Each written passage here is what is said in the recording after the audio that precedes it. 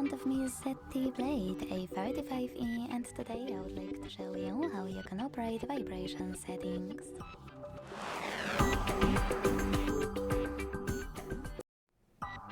Begin by opening Devices Settings and scrolling down a tiny bit to click on Sound and Vibration. Then scroll again and this time tap on Notification mode here and hit Vibrate if you want to. Then hit Vibration and Haptics and use this switcher next to Use Vibration and Haptics to switch them on or off.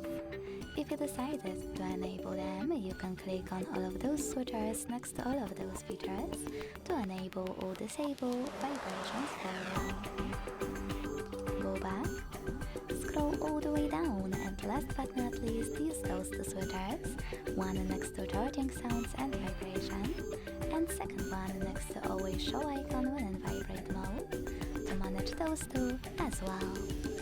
Thanks so much for watching. If you enjoyed this video, leave a like, comment and subscribe. Bye!